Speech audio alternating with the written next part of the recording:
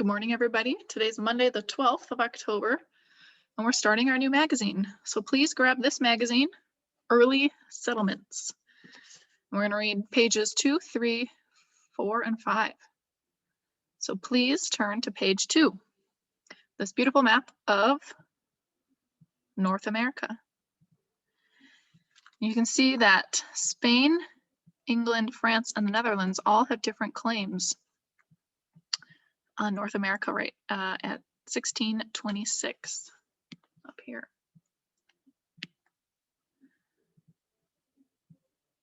Here we go. Looking west from Europe. Everyone knows that Christopher Columbus made a big mistake in 1492. He thought his ships had reached islands near the continent of Asia. What happened when the King and Queen of Spain, who paid for his voyage, later found out that Columbus had not found a new route to Asia? Were they angry? No, indeed. They and the other rulers of Europe were excited that there were new places for them to conquer. The race was soon on to explore and claim land for various European powers. But claiming the land was only the first step. Often, more than one country claimed the same territory. For real control, a country had to set up colonies. A colony is a settlement in a new land that is ruled by a faraway country. Let's read this think piece. With many European nations claiming land in the Americas, there was bound to be conflict over some territory. Based on the map, where do you think the greatest possibility for conflict between European countries in North America was in 1626?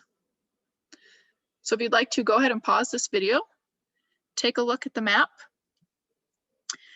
and here are the European countries who have claims in America. Where do you think conflict would likely arise? Personally, I'm thinking over here. 3 of the countries have claims over here, and they might run into each other and want that same territory. So let's turn to page 3 now and learn about these different people. Up here in the pink. In 1534, King Francis I of France wanted to be as powerful as other European rulers. To compete with Spain and England, he encouraged the exploration of what is now Canada and the northeastern US. US fur traders and missionaries came, but not many French people were interested in colonizing this new land. More than a century later, 100 years later, King Louis sent more explorers. Their travels greatly extended France's territory in the Americas. You see France is this kind of dark pink up here, northeast US and Canada. All right, let's read about the green lady here. Queen Elizabeth of England wanted to increase her country's wealth. She encouraged English sea captains to attack Spanish ships carrying treasures from the Americas to Spain in 1584. She gave Sir Walter Raleigh permission to set up a colony in North America. This would be a base for English ships to raid Spanish ships. It would also be a source of valuable resources, such as lumber. Here's the green on the map, and again, northeastern America, where English laid their claims and set up colonies. All right, let's read about this guy in purple. Henry Hudson was an Englishman, but in 1609, he was working for the Netherlands. Sailing along the Atlantic coast of North America, he found a natural harbor, a sheltered place where ships could safely anchor. The harbor was surrounded by good farmland, and a river stretched north from the harbor. He claimed the land for the Netherlands. The Dutch colony of New Netherland was built around Hudson's claim. In 1626, the city of New Amsterdam was established. Later, it became New York City. So here's the Netherlands in purple. It's kind of hard to see here. And if you zoom in on your map, you can see the indigenous peoples as well.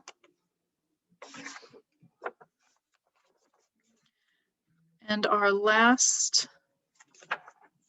guy here, because Spain paid for Columbus's voyages, it was the first European country to claim land in the Americas. Several Spanish explorers traveled widely looking for gold and other treasures. Priests came to convert the American Indians to Christianity. The land that Spain claimed ranged from South America to Mexico to what is now the southern part of the US.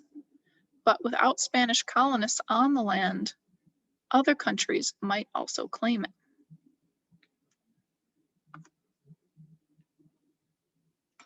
All right, bottom of page 3 here. Many different groups of American Indians lived in the places that European countries claimed. Europeans rarely recognized the rights of native peoples to the lands they had lived on for centuries.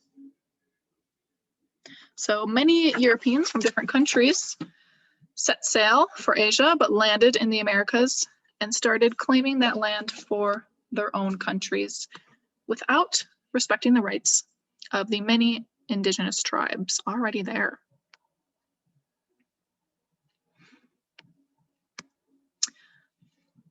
Let's turn now to page 4 and 5. Looks like we're going to learn about New Spain. All right, top of page 4 over here. New Spain. Paying for Columbus's 4 voyages gave Spain a big head start in the exploration of North America. From islands in the Caribbean Sea, Spanish explorers and conquerors fanned out to various parts of the mainland. One of the conquerors was Hernando Cortez. Between 1519 and 1521, he and his army conquered the Aztec Empire in Mexico. On the ruins of the Aztec capital, the Spanish built Mexico City. In 1535, Spain named its vast conquered territories New Spain. Mexico City became the capital, but claiming land was only the beginning. The Spanish built settlements to protect their claims and to govern the people there. Without settlements, other European countries might move into the land that Spain had claimed. So you can see in the image just below there, right here, Spain came into the Caribbean, down here by Cuba and Florida, and claimed much of what is now Mexico and was Mexico for themselves, and defeated the Aztec Empire. So let's go down to the bottom here where they talk about this map. The lands on the edge of Spain's claims were called the borderlands. They included what are now northern Mexico and most of the southern US, from Florida to California. Spain was worried about English and Russian exploration of California and French exploration of the lower Mississippi Valley. To guard against claims on the borderlands by other countries, Spanish soldiers were sent into these lands. The soldiers built forts called presidios. Eventually, settlers arrived.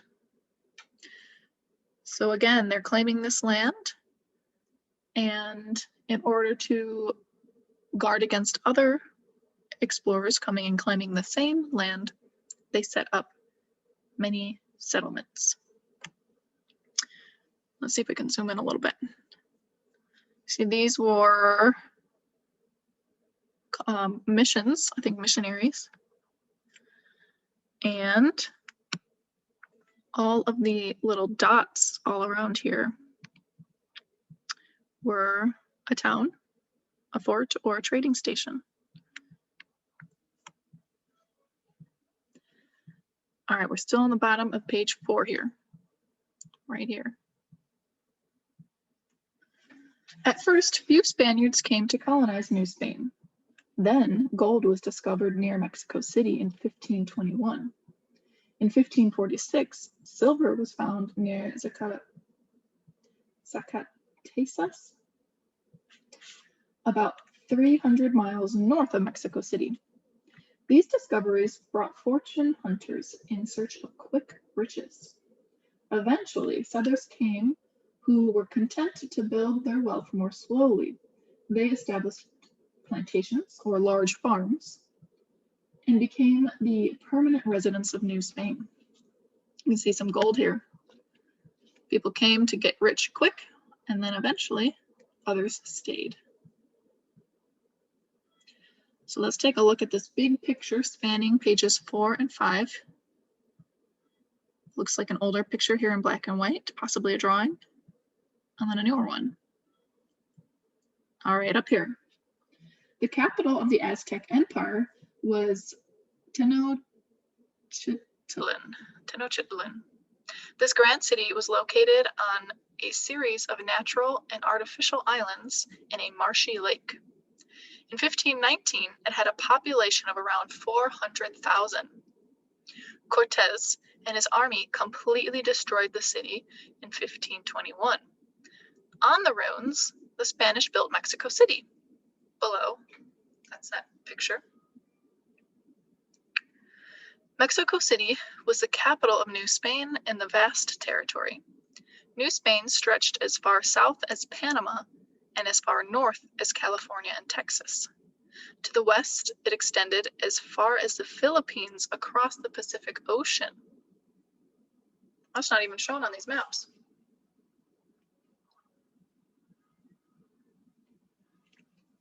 All right, let's take a look at this picture right here.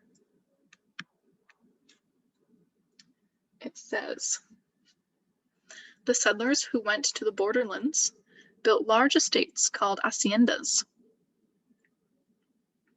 There they raised sheep and cattle to provide New Spain with meat and wool for clothing. Haciendas were huge tracts of land. Since they were few towns, the landowners made what they needed on their haciendas. American Indians did most of the hard labor on the haciendas. Although not enslaved, they were kept in debt to the landowners, making it hard for them to leave the hacienda where they worked.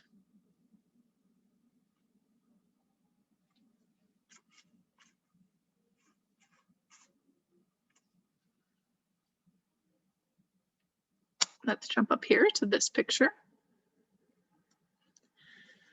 In 1564, a group of French Protestants built a settlement in Florida near what is now Jacksonville. The Spanish crown would not let this threat to their land claims go unanswered. Oh, so the French is coming in. We see over here in Florida. That has been claimed by Spain, but the French established a settlement there, and the Spanish crown would not let the threat go unanswered. I wonder what's going to happen. All right here. In 1565, Pedro Mendez de Aviles sailed from Spain with settlers. Arriving on the Florida coast, he established the settlement of St. Augustine. It was the first permanent or long-lasting European settlement in which is now the United States. Menendez de Aviles later destroyed the French settlement. And there's a picture of St. Augustine, that settlement that was destroyed.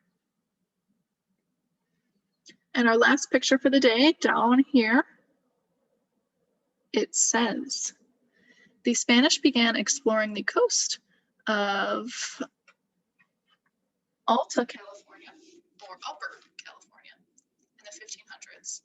For 200 years, various plans were drawn up to settle the land.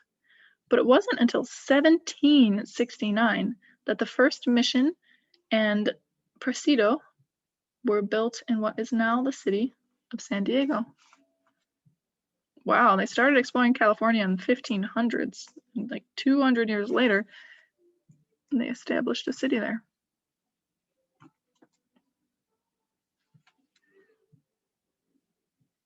All right, my friends, we have read pages 2 and 3, where we learned about the different European countries who were making claims in North America, even though there were plenty of indigenous tribes here. And we also learned about New Spain, specifically Spain and the lands they claimed to be their own and the different settlements they set up, including Mexico City we talked about, St. Augustine, and some of the borderlands, and Upper California. So when you come back to class later today, we will read more. Be sure to bring this magazine, Early Settlements, with you. All right. I will see you later.